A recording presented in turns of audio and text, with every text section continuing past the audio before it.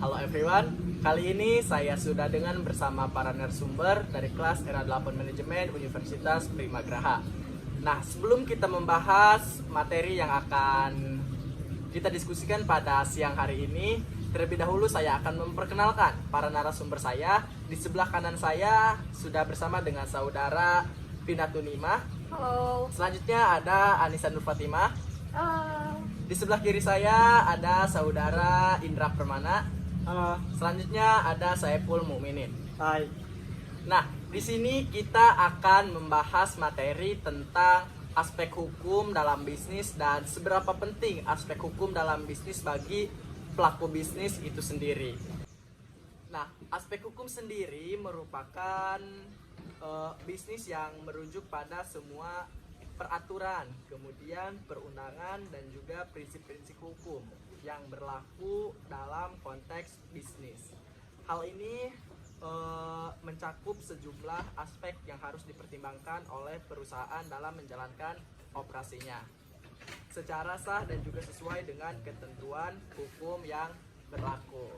Nah, di sini saya akan menanyakan kepada para narasumber materi selanjutnya, yaitu seberapa penting aspek hukum dalam bisnis bagi pelaku bisnis itu sendiri. Gimana menurut tanggapan para narasumber? Boleh dijawab nanti satu persatu mungkin. Kalau menurut saya nih ya, tentunya sangat penting. Pelaku bisnis perlu memahami pentingnya menjaga keberlanjutan bisnis mereka. Dan bisnis yang berhasil juga dapat memberikan pendapatan yang stabil, menciptakan lapangan pekerjaan, dan memberikan manfaat ekonomi bagi komunitas dan negaranya. Mungkin itu sih dari saya. Mungkin dari para narasumber yang lain gimana? Benar banget nih yang dikatakan sama Kak Indra tadi, hukum dalam berbisnis itu kan diciptakan sebagai upaya untuk mengatur dan juga melindungi bisnis kita. Nah, jika kita tidak memiliki hukum bisnis ketika sedang menjalankan suatu usaha, mungkin bisnis kita itu tidak akan terlindungi. Makanya kita harus memiliki aspek hukum di dalam bisnis itu supaya usaha kita bisa terlindungi. Itu saja sih mungkin.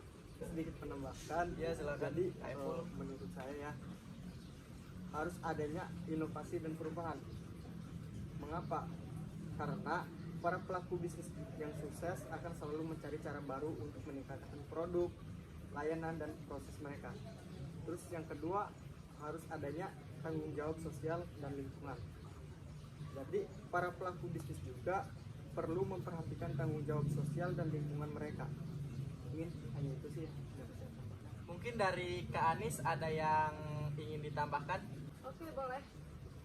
Izin menambahkan ya, Kak. Ya. Boleh. Pada umumnya kan hukum memang diciptakan agar terciptanya keamanan, keadilan, dan upaya perlindungan terhadap setiap masyarakat dalam suatu negara. Nah, di sini ada fungsinya, yaitu bagi seorang pelaku bisnis memahami hak-hak dan kewajiban dalam aktivitas bisnisnya. Nah, ada lagi sebagai sumber informasi bermanfaat dan informatif bagi setiap pelaku bisnis. Itu saja sih, Kak. Terima kasih. Nah, itulah penjelasan dari para narasumber. Jadi bagi kalian yang ingin melakukan suatu bisnis, lebih penting untuk mengetahui aspek-aspek hukum dalam bisnisnya dulu sebelum kalian menjalankan bisnis itu sendiri. Betul banget. Nah, oke, baik, pembahasan selanjutnya yaitu tentang persengketaan merek. Nah, menurut para narasumber, bagaimana sih analisis persengketaan merek antara produk merek MS Glow lawan PS Glow itu sendiri? Jadi kasus persengketaan merek dagang antara MS Glow dan PS Glow ini berawal dari adanya keingintahuan Putra Siregar mengenai usaha milik Sandi Purnamasari, yaitu MS Glow.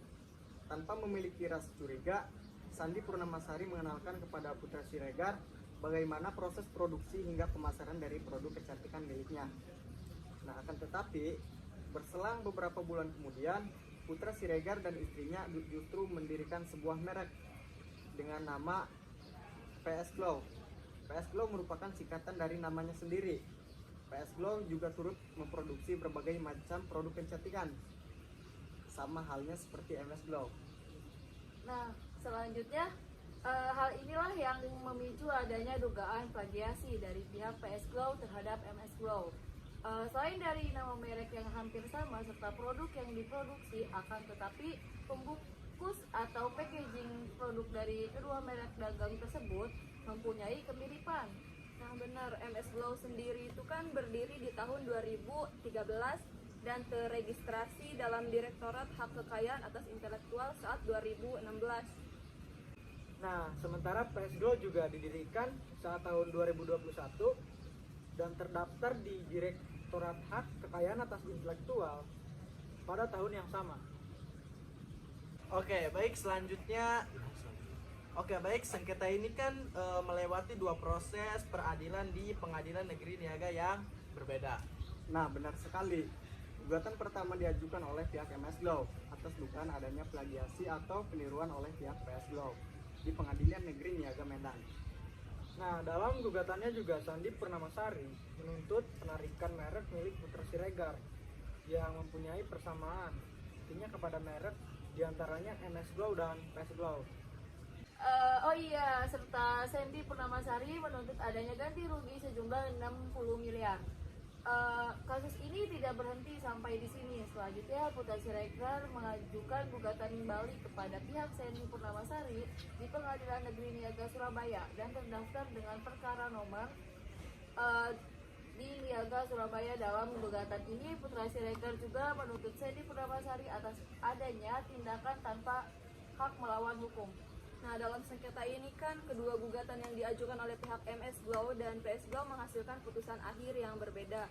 Pada gugatan yang diajukan di Pengadilan Negeri Niaga Medan itu dimenangkan oleh pihak MS Glow. Nah, hakim juga menyatakan bahwa memang benar Sandi Purnamasari merupakan pihak pertama yang menggunakan dan mendaftarkan merek dagang MS Glow di Direktorat Hak Kekayaan atas Intelektual. Nah, selanjutnya dalam hal ini juga dijelaskan bahwa memang benar adanya kesamaan pokok antara merek dagang MS Glow dan PS Glow. Dengan itu, pada putusan di Pengadilan Negeri Niaga Medan, pihak PS Glow dihukum untuk menyatakan batal pendaftaran merek dan mencoret merek terdaftar PS Glow dan turunannya. Namun kan nyatanya kasus ini tidak berhenti sampai di sini saja, bukan? Nah, benar banget, karena tidak berselang lama pihak Putra Siregar atau PS Glow melakukan penggugatan balik dalam Pengadilan Negeri Niaga Surabaya. Nah, terkait hal ini, pihak Putra Siregar mengklaim bahwa Sandi Purnamasari telah melakukan perbuatan tanpa hak melawan hukum dengan memproduksi suatu produk kecantikan menggunakan merek dagang MS Glow. Nah, sebelum kasus ini berlanjut sampai ke putusan akhir, kedua belah pihak juga telah melakukan proses mediasi. Dalam mediasi tersebut, pihak MS Glow meminta ganti rugi sejumlah 60 miliar kepada pihak PS Glow. Nah, akan tetapi dari pihak PS Glow tidak menyanggupi permintaan tersebut dan hanya mengajukan permintaan maaf kepada pihak MS Glow, sehingga mediasi tersebut tidak menemukan solusi maupun jalan keluar terhadap sengketa antara kedua belah pihak. Nah, dengan gagalnya proses mediasi antara pihak MS Glow dan PS Glow, hingga akhirnya seluruh putusan dari Pengadilan Negeri Niaga Surabaya yang hasil putusannya berbanding terbalik dengan putusan sebelumnya di Pengadilan Negeri Niaga Medan, gugatan ini dimenangkan oleh pihak Putra Siregar yang terbukti benar secara hukum sebagai pemegang dan pemilik hak eksklusif atas merek dagang PS Glow. Nah, pada putusan di Pengadilan Negeri Niaga Surabaya inilah kemudian ditemukan bahwa adanya pelanggaran atau perbuatan tanpa hak melawan hukum yang dilakukan oleh pihak Sandi Purnamasari selaku pemilik merek dagang MS Glow. Nah, jadi selanjutnya pihak Sandi Purnamasari selaku pemilik MS Glow dihukum untuk melakukan pembayaran ganti rugi terhadap pihak PS Glow sejumlah kurang lebih 37,9 miliar. Nah, setelah dilakukan penelusuran terkait dengan merek MS Glow yang menyebabkan pihak Sandi Purnamasari kalah dikarenakan ternyata merek MS Glow yang terregistrasi berada dalam kelas 32, yaitu kelas serbuk instan. Nah, Sedangkan merek yang terdaftar di kelas 3, yaitu produk kecantikan atau kosmetik, adalah merek dagang MS Glow for Cantik Skincare. Oke, dari penjelasan tersebut dapat dipahami bahwa pengguna merek dalam barang yang diproduksi harus sesuai dengan merek yang terdaftar dan juga sesuai dengan jenis kelas merek tersebut. Hal ini dilakukan untuk dapat memberikan kepastian hukum. Tidak hanya bagi pemilik merek, akan tetapi juga untuk memberikan kepastian, jaminan, serta keamanan bagi masyarakat sebagai konsumen. Nah, mengenai upaya perlindungan hukum terhadap merek dagang MS Glow dan PS Glow, dijelaskan bahwa permohonan pendaftaran merek di Indonesia dilakukan terlebih dahulu dengan melengkapi beberapa persyaratan untuk kemudian dilakukan proses pendaftaran di Direktorat Jenderal Hak Kekayaan Atas Intelektual. Permohonan berikut perlu dilakukan pengujian yang beriktikat baik. Setelah dilakukannya proses pengumuman dan dianggap telah memenuhi persyaratan secara administratif, maka akan dilakukan pemeriksaan secara substantif. Dalam hal pemeriksaan secara substantif, para pihak yang merasa keberatan maupun dirugikan atas pengumuman ditetapkannya suatu merek tertentu dapat menyatakan keberatan. Selanjutnya, pihak yang melakukan permohonan registrasi merek diberikan hak penyanggahan atas pernyataan keberatan tersebut. Apabila proses pengecekan secara substantif tersebut telah tuntas, selanjutnya merek dicatatkan dalam daftar umum merek. Sehingga dalam hal ini pihak yang melakukan permohonan pendaftaran merek memperoleh sertifikat merek yang merupakan tanda pembuktian sah selaku pemilik merek yang telah diberikan hak eksklusif oleh negara untuk menggunakan merek terdaftar tersebut. Selain itu, sertifikat merek yang merupakan pedoman bisa memberi bukti kepunyaan hak atas merek secara formil. Hak eksklusif atas merek diberikan dalam berjangka waktu 10 tahun, serta bisa dilakukan perpanjangan lagi setiap 10 tahun sekali.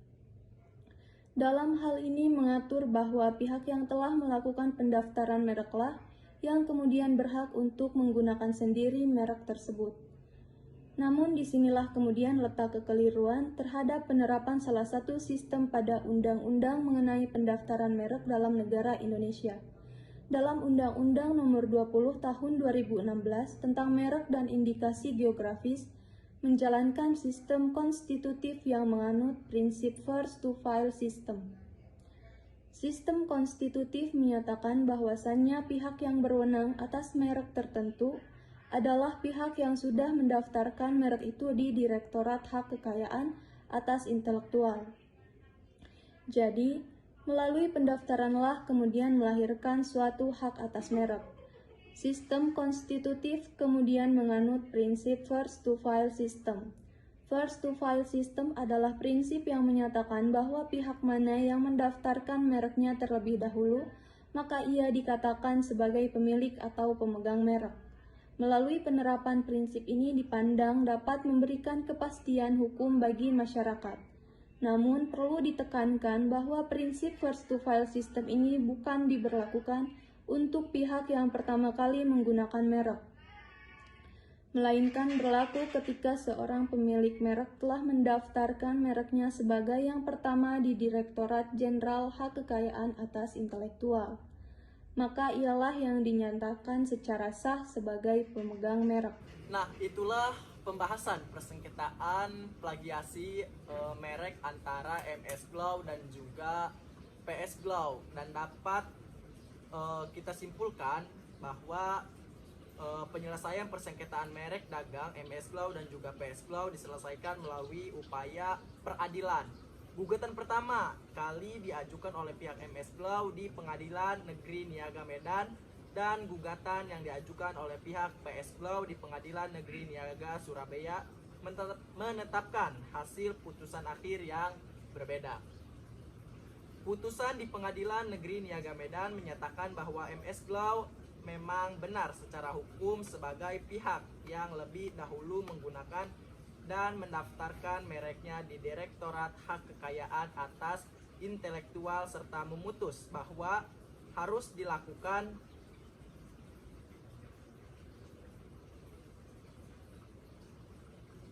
pembatalan pendaftaran merek dan juga mencoret merek terdaftar yaitu PS Glow. Sedangkan dalam putusan akhir di Pengadilan Negeri Niaga Surabaya menyatakan bahwa Putra Siregar memang benar secara hukum sebagai pemilik merek PS Glow. Selanjutnya dalam putusan inilah yang kemudian ditemukan bahwa merek MS Glow yang didaftarkan oleh Sandi Purnamasari berada atau terdaftar di kelas 32 atau kelas minuman serbuk instan. Sedangkan merek yang terdaftar di kelas 3 yaitu kelas produk skincare dan juga kosmetik adalah merek MS Glow for kecantikan, MS Glow for cantik skincare. Akan tetapi produk skincare yang diperdagangkan hanya mencantumkan merek MS Glow saja. Hal ini tentu saja menyebabkan pihak MS Glow kalah karena sesuai dengan peraturan BPOM penggunaan merek pada produk skincare tersebut harusnya sesuai dengan merek yang didaftarkan. Nah, bagi kalian pelaku usaha harus lebih teliti lagi serta paham akan pentingnya pendaftaran suatu merek untuk mendapatkan perlindungan serta jaminan kepastian hukum. Selain itu, pelaku usaha perlu menghindari adanya tindakan plagiasi terhadap merek orang lain serta hal-hal yang apa saja yang tidak diperbolehkan digunakan dalam merek. Hal ini penting dilakukan untuk mencegah terjadinya sengketa di kemudian hari. Oke, saya ucapkan terima kasih banyak kepada narasumber yang sudah menjelaskan dan menyampaikan pembahasannya pada kali ini. Saya ucapkan terima kasih banyak. Wassalamualaikum warahmatullahi wabarakatuh.